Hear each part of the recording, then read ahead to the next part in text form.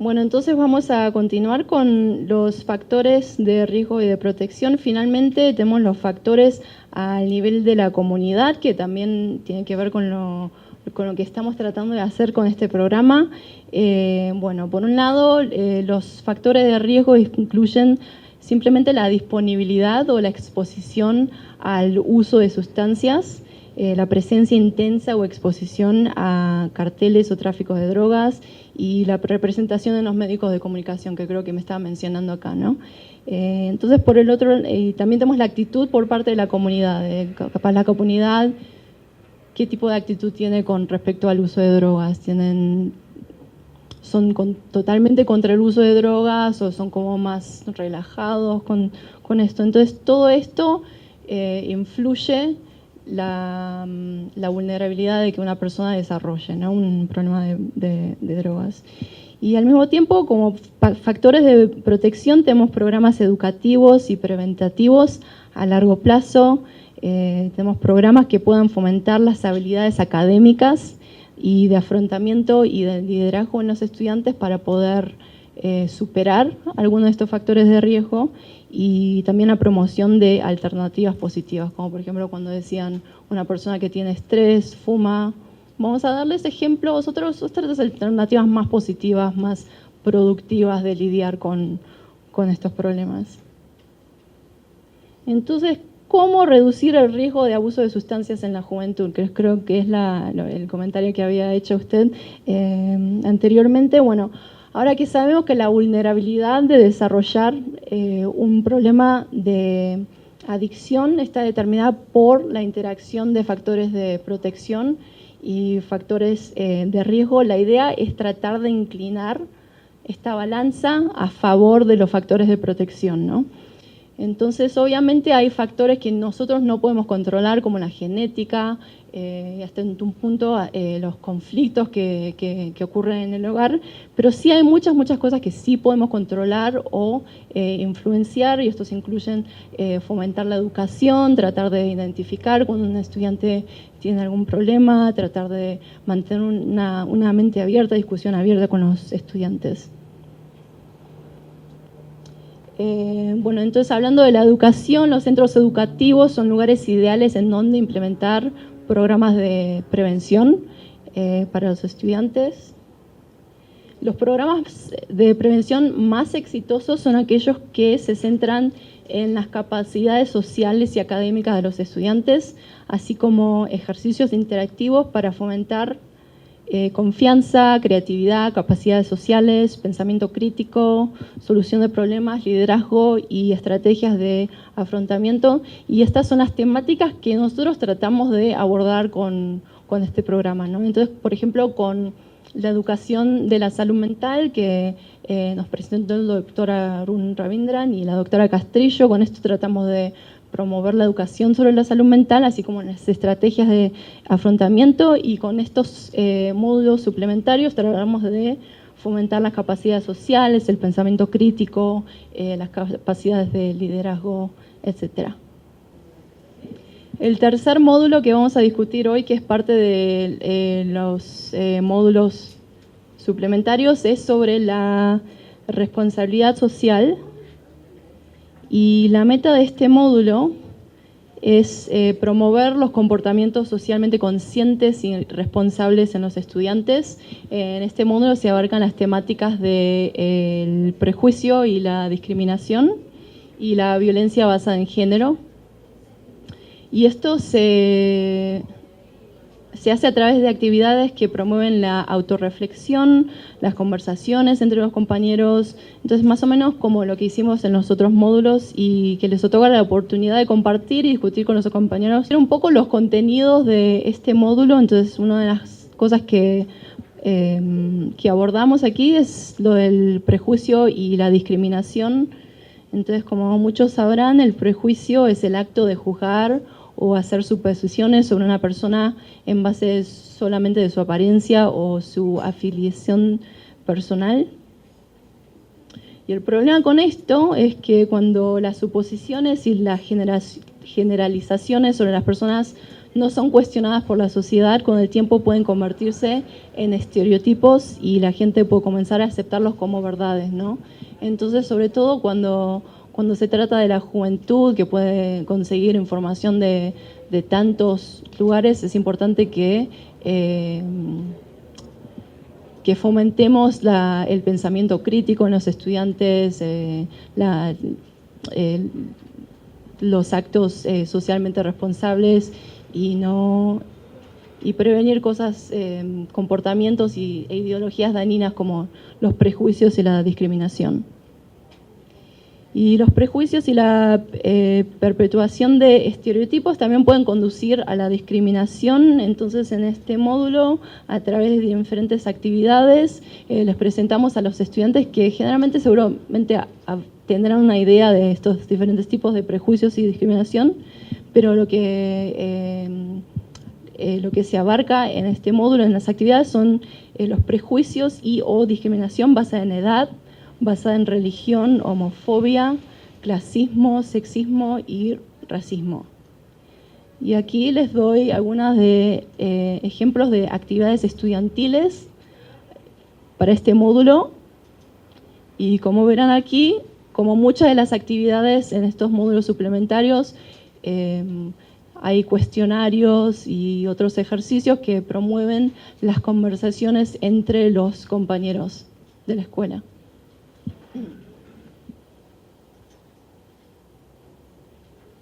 Y la otra temática que se aborda en este módulo es la violencia basada en género. Entonces tiene que ver con las suposiciones sobre lo que pueden hacer las mujeres y los hombres, ¿no? Entonces vamos a discutir un poco lo que es el género primero. Entonces, ¿qué es un género? Un género, aunque los términos sexo y género a menudo se usan indistintamente y de hecho están relacionados, tienen diferentes significados. Entonces, el sexo son las características biológicas con las que uno nace, y por el otro lado, el género son las expectativas impuestas socialmente de cómo los hombres y cómo las mujeres deben verse, cómo deben actuar, cómo deben comportarse, cuáles son las expectativas, ¿no? Entonces, aquí les presento algunas de las expectativas más tradicionales de cómo tienen que ser las mujeres y los hombres. Entonces, por ejemplo, las mujeres, ¿no? Son más esbeltas, no sé, son frágiles, vulnerables, depende de los hombres, ¿no? Lloran fácilmente, somos débiles, todas esas cosas. Son tímidas, modestas, se quedan en la casa a cuidar de los niños. Y por el otro lado tenemos las expectativas o las normas de género de los hombres. Ellos son fuertes, son como más machos, se pelean físicamente, tienen el poder. Entonces son estas expectativas que son diferentes para los hombres y para las mujeres, ¿no? Pero la realidad es que las normas de género, de hecho, varían de cultura a cultura y a través del tiempo. Y les voy a dar un ejemplo de esto. Ustedes cuando por ejemplo, nace un bebé, ¿no? Y es una niña, ¿qué color generalmente? El rosa, ¿no?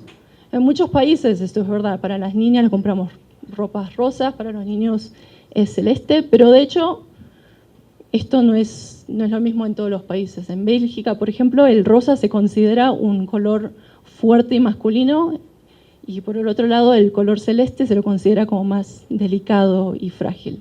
Entonces esto es un ejemplo de cómo las normas de género difieren de cultura a cultura. Y otro ejemplo, por supuesto, es que hace décadas el lugar de la mujer era en el hogar, ¿no? Cuidando a los niños, lavando los platos, y los hombres salían a trabajar, mientras que ahora las mujeres y los hombres en muchos casos aportan al ingreso del hogar y trabajan, y más en diferentes lugares del mundo. Estamos comenzando a tener derechos a... ¿Qué dice?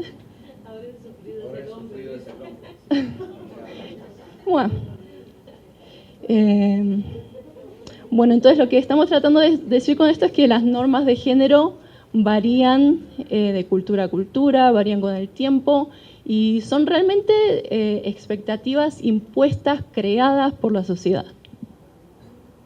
¿Y cuál es el problema con las normas de género? ¿Cuál es el problema? ¿Qué les parece? ¿Es el problema con tener expectativas de cómo deben ser las mujeres y cómo deben ser los hombres. Limitan algunas cosas, como que, por ejemplo. La expresión de sentimientos y de emociones, por ejemplo, a los hombres generalmente se les dice, los hombres no lloran, sí. No hablen, no se preocupen. No, sí, como, claro, precisamente como estaba hablando la doctora Castrillo ayer, claro, los hombres no tienen que llorar. O los hombres tienen más fuerza. Los hombres tienen más fuerza, sí. Entonces estas son todas expectativas e ideas que son limitativas de una persona, ¿no? Poco realistas también de cómo se debe ser. Porque bueno, los seres humanos somos multidimensionales, ¿no? No es correcto juzgarnos basada solamente en un género, ¿no? Y otro problema con esto, con las normas del género, es que establece una dinámica desequilibrada de poder, ¿no? Porque si vemos las normas de género acá, que les mostré antes, si ven esto, si se comparan las características que se esperan de las mujeres y los hombres, las mujeres son tímidas, modestas, se quedan en la casa, son más débiles. Hombres fuertes, toman las decisiones. Este tipo de normas de género conduce a una desigualdad entre los géneros de una manera que subyuga a las mujeres, ¿no? Mientras que los hombres terminan con más poder. Y el problema con esto es que, bueno, las normas de género tienen una fuerte influencia de cómo, de nuestra percepción de cómo se debe actuar, de cómo se debe ser, pero también crea desigualdades entre los géneros que van más allá de lo que son las expectativas, ¿no? De cómo tienen que ser las mujeres, cómo tienen que ser los hombres, porque las expectativas difieren entre los hombres y las mujeres.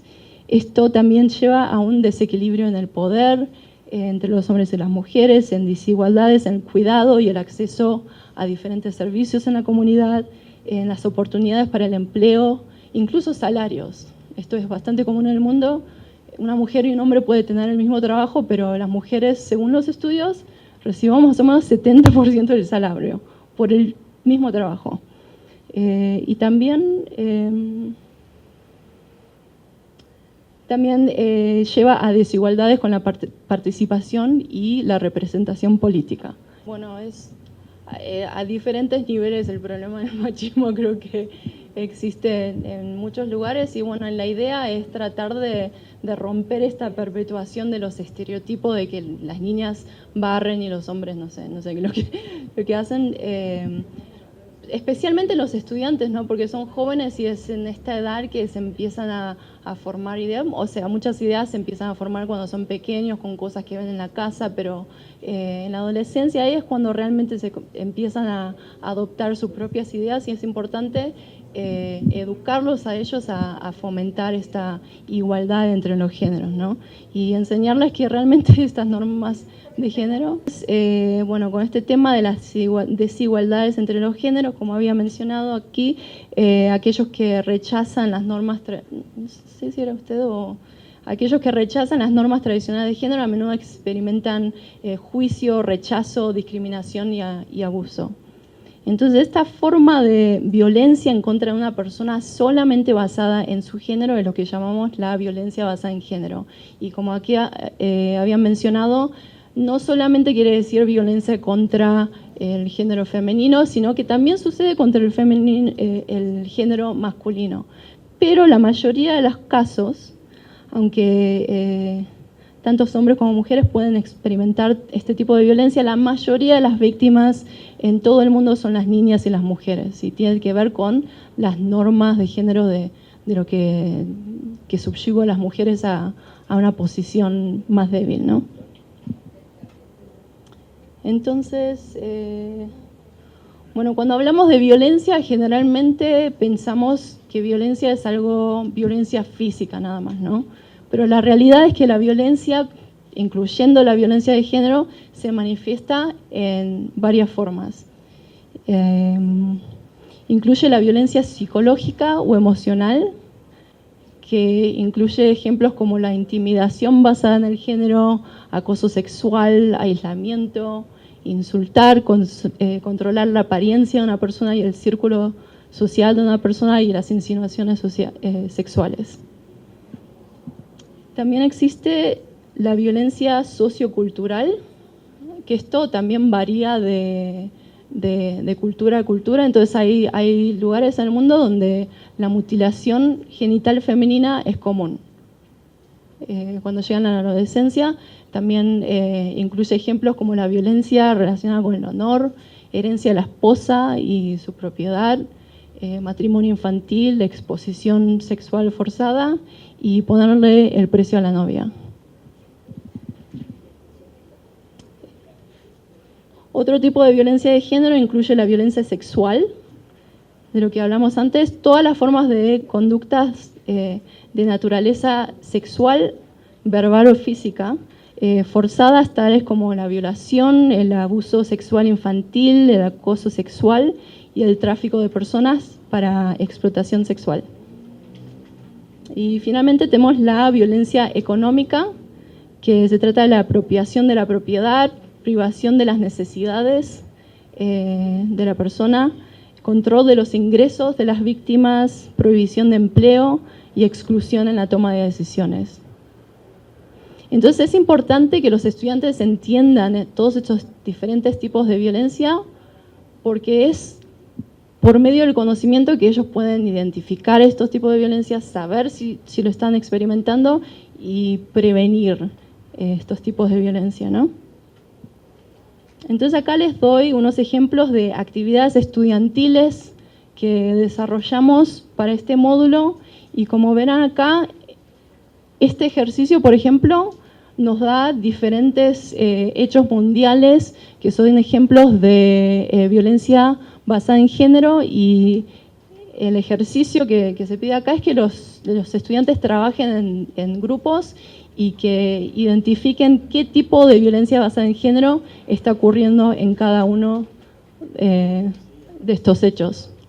Porque como sabrán, muchos tipos de violencias se manifiestan en diferentes formas y no solamente en una forma, ¿no?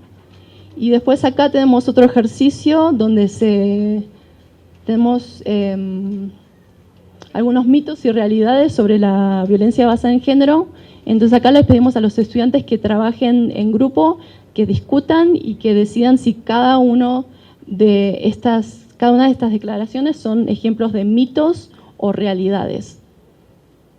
Entonces vamos a ver, por ejemplo, este de acá. Las personas que no reportan el abuso deben querer que continúe. ¿Se le parece que es mito o realidad? Mito. Y después, número 9, el abuso de alcohol y drogas son causas de violencia. ¿Qué les parece, mito o realidad? A ver si pueden levantar la mano a quién le parece que es un mito. ¿Realidad? Claro, y esa es la cosa, no es la única causa, ¿no? Puede ser una de las causas y el objetivo de estos ejercicios es que los estudiantes discutan, que usen sus habilidades de pensamiento crítico, que aprendan de nosotros, de sus compañeros, los diferentes puntos de vista, ¿no? Porque es la comunicación lo que necesita, bueno, no es lo único que necesita, pero para fomentar un sentido de comunidad, de entendimiento con nosotros, tratamos de mantener esta discusión abierta con los estudiantes.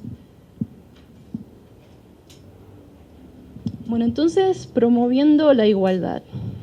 Obviamente no es algo fácil, es algo que tratamos de hacer durante siglos y siglos. Pero bueno, el objetivo general de este módulo es fomentar el conocimiento y promover la discusión abierta entre los estudiantes para alcanzar la igualdad de géneros o por lo menos para reducir esta desigualdad que existe entre los géneros, ¿no? Y una cosa importante es que la violencia de género es al mismo tiempo causa y consecuencia de las expectativas creadas e impuestas por la sociedad, que son las normas de género.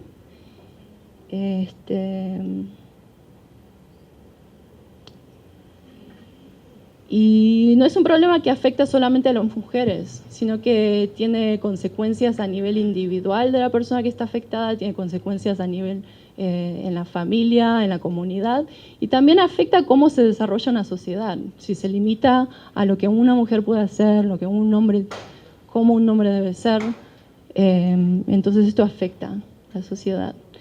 Entonces,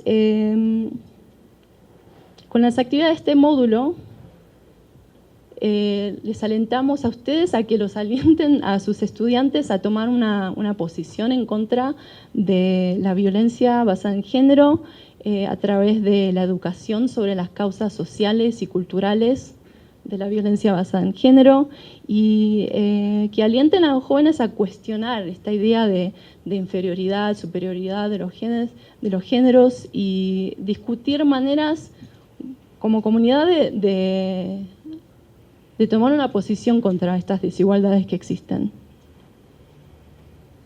Y una cosa que quería comentar es importante cuando en este tipo de iniciativas incluir no solo a las mujeres, sino a los hombres también, porque no es, como dijimos, no es algo que afecta solamente a las mujeres. Obviamente en el mundo somos mujeres y hombres, entonces es importante incluirlos a todos para llegar a una solución juntos, ¿no? Entonces este es el fin del módulo de la responsabilidad social. ¿Alguna pregunta? ¿No? Bueno, entonces lo que vamos a hacer a continuación es discutir un poco lo que es la implementación de estos programas, porque hasta ahora les estuvimos presentando la información básica ¿no? de estos módulos de la salud mental, pero bueno, ¿cómo vamos a poner en práctica estas ideas, ¿no? Entonces la manera en que lo vamos a hacer es, como parte de la implementación incluimos, bueno, este es puede ser un poco confuso, les muestro otro. La idea originalmente era implementar el programa septiembre de este año y otra vez el año que viene, pero bueno, obviamente ahora hay muy poco tiempo, hasta septiembre es la semana que viene, ¿no?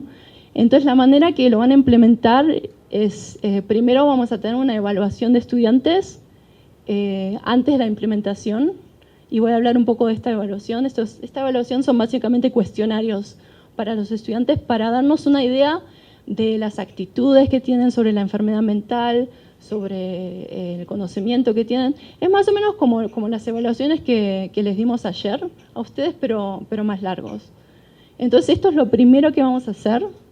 Después se implementa la guía curricular de educación de la salud mental, cuyos contenidos fueron presentados por la doctora Castrillo y el doctor Arún, y que vamos a continuar con eso. Y después de eso implementamos los módulos de liderazgo, prevención de adicciones y responsabilidad social, que van a tomar más o menos 9 clases. Y cuando se termine eso, tenemos otra evaluación de estudiantes de post-implementación para ver si hubieron cambios en las actitudes, en el conocimiento de los estudiantes.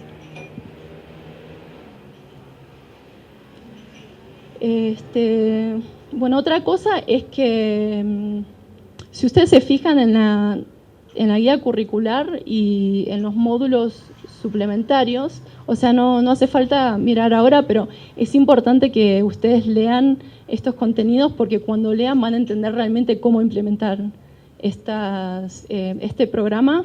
Básicamente estos 2 libretos están divididos en diferentes módulos, y cada módulo van a encontrar las referencias para los docentes y después van a encontrar actividades. Y si leen los libretos van a encontrar que cada una de las actividades van a encontrar cuánto dura cada actividad, qué materiales se necesitan para cada actividad. Y esto está un poco chiquito, pero todos tienen una copia. Si pueden sacar la copia para que podamos verlos al mismo tiempo. Es la agenda de implementación del 2017.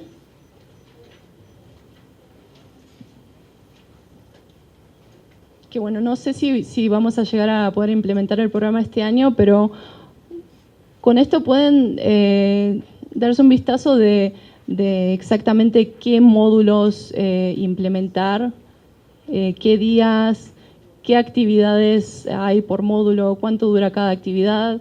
qué materiales se necesitan para cada actividad y dónde encontrar esos materiales.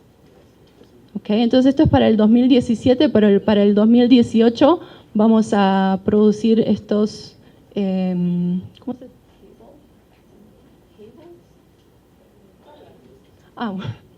Vamos a producir tablas para el 2018 y todos van a tener copias, así saben exactamente cómo implementar este programa.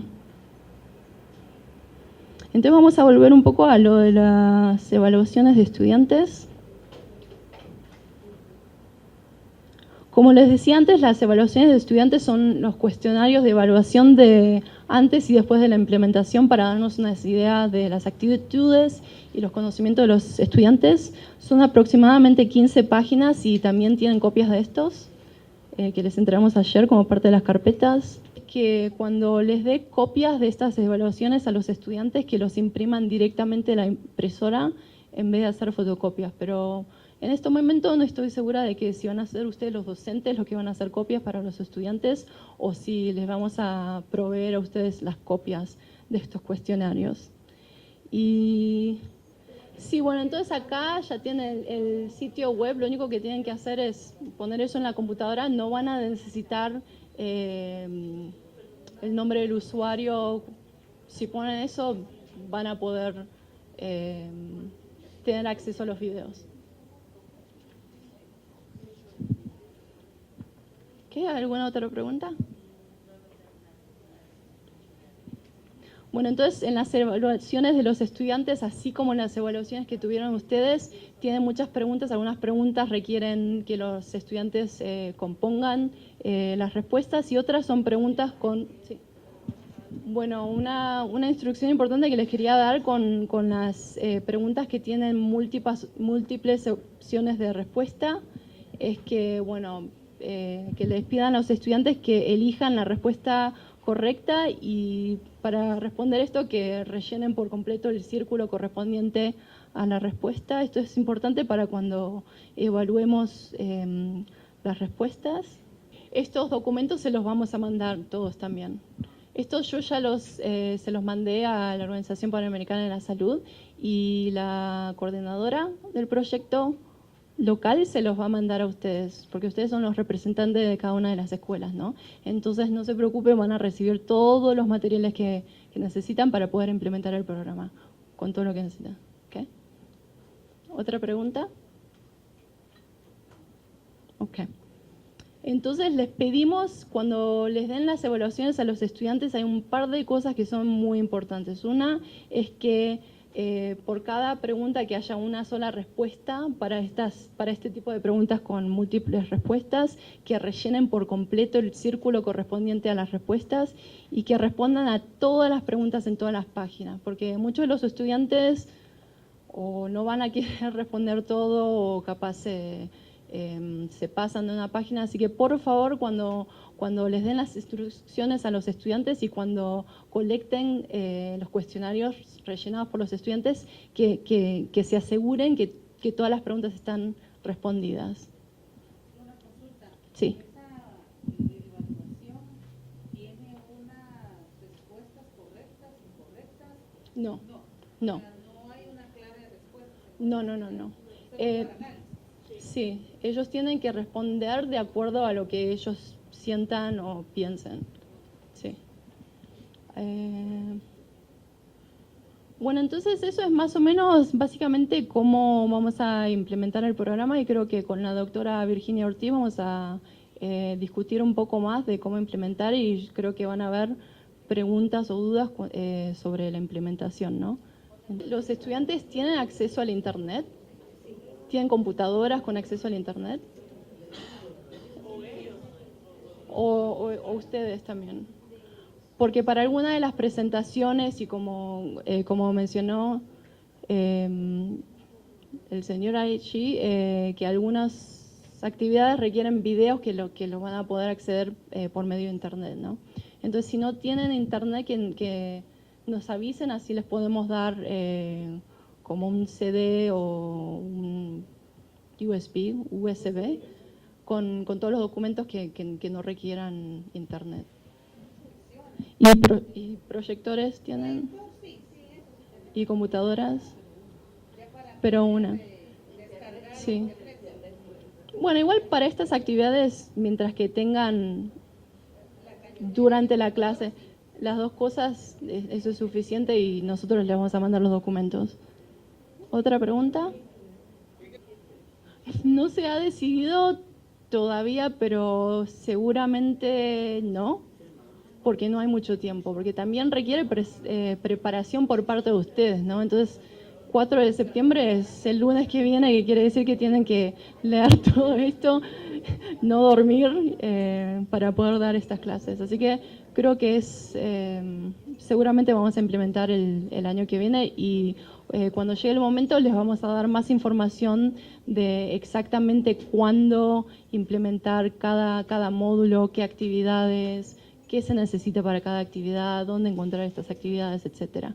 Pero lo importante en esta capacitación es que ustedes reciban toda la información necesaria para poder implementar estos programas.